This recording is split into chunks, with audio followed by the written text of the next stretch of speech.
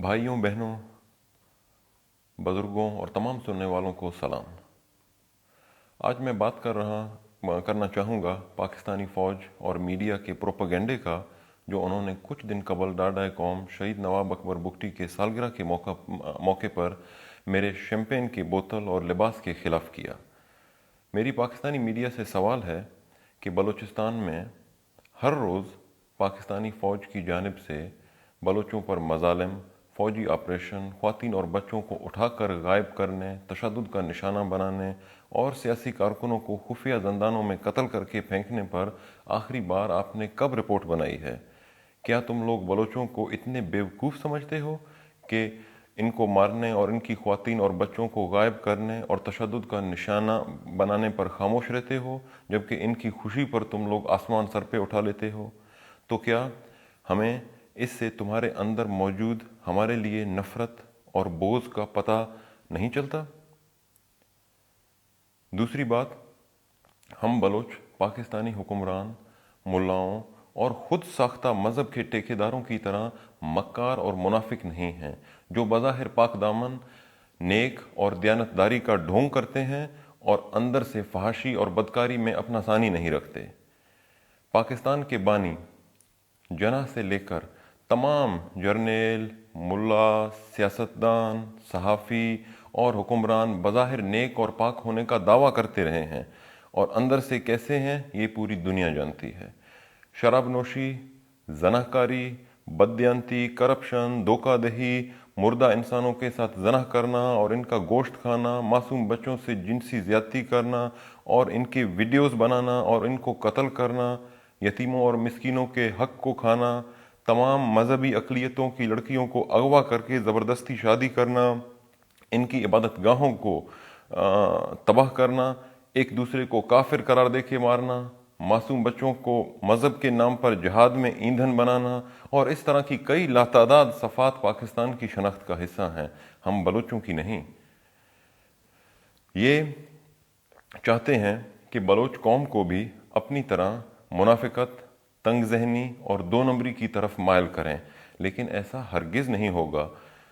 ہم ایک آزاد قوم ہیں اور آزاد رہیں گے۔ ہم اپنی اچھائی اور برائی کا خوب پہچان رکھتے ہیں، ہمیں غم کے آداب بھی معلوم ہیں اور ہم خوشی منانا بھی جانتے ہیں، اور ہماری یہی کوشش ہے کہ اپنے قوم کو تمام پاکستانی شیطانی پروپیگنڈا سے محفوظ رکھیں اور وقتاً فوقتاً آگاہ کرتے رہیں۔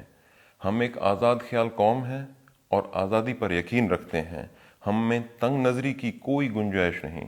ہم اچھائی کو اچھائی اور برائی کو برائی مانتے ہیں، اس پر عمل کرتے ہیں اور اسی کا درس دیتے ہیں۔ ہر کسی کا حق ہے کہ وہ اپنی مرضی کے مطابق اپنی زندگی گزارے۔ ہم ایک ایسا بلوچستان چاہتے ہیں جہاں ہر ایک کے حقوق برابر ہوں، چاہے وہ مسلمان ہو، ہندو ہو، عیسائی ہو یا کسی بھی مذہب یا طبقے سے تعلق رکھتا ہو، اور ہر بلوچ کو یہ حق حاصل ہو کہ وہ اپنی زندگی اپنی مرضی سے گزارے۔ جہاں تک تعلق ہے شراب کا، تو یہ بھی ہر کسی کا مرضی ہے کہ پیے یا نہ پیے، سگریٹ پیے یا نہ پیے، یہ سب نارمل چیزیں ہیں۔ ہر چیز کی زیادتی ایک نارمل بات ہے کہ صحت کے لیے اچھی نہیں ہوتی، جیسا کہ اگر آپ ہر دن کوکا کولا کی 10 بوتلیں پیتے ہیں، وہ بھی آپ کو نقصان دے گا۔ ہمیں کسی کا ڈر نہیں ہے کہ ہم کسی کے ڈر سے منافق بنیں اور وہ کام کریں بھی اور اس کے خلاف بھی بات کریں، دن کو ایک اور انسان اور رات کو ٹوٹلی مختلف انسان بنیں۔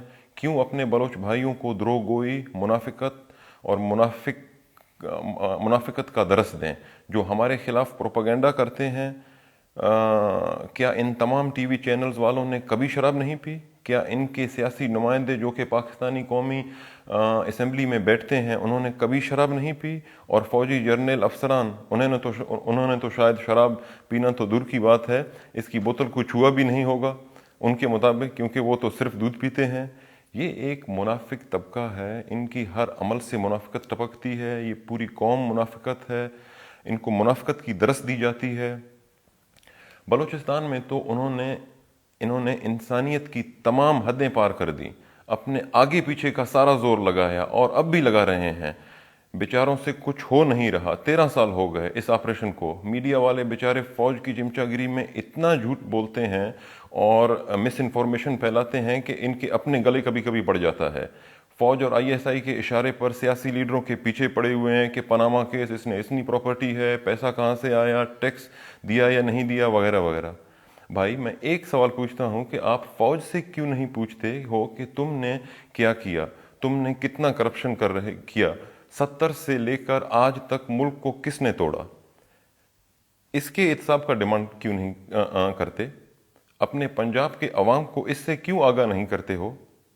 परवेज़ मुशर्रफ को और दूसरे जनरलों को बाइज्जत मुल्क से बाहर रवाना करो क्योंकि वो फौजी हैं। कियानी ने अपने भाई के साथ कितना करप्शन किया, वो नहीं क्योंकि वो फौजी है। बलूचिस्तान में तो फौज छोटे छोटे ठेकेदारों से परसेंट लेते हैं और फिर उनको कॉन्ट्रैक्ट्स ठेके मिलते हैं। अफ़गानिस्तान से जितना भी ड्रग स्मगल होकर आता है, एफसी और फौज तहफ़्फ़ुज़ देता है और स्मगलरों को प्रोटेक्शन देते हैं कि वो सारा ड्रग अंदरूनी पाकिस्तान और ईरान तक आसानी से पहुंचाएं, सिर्फ पैसे लेकर। इस पर बात क्यों नहीं की जाती?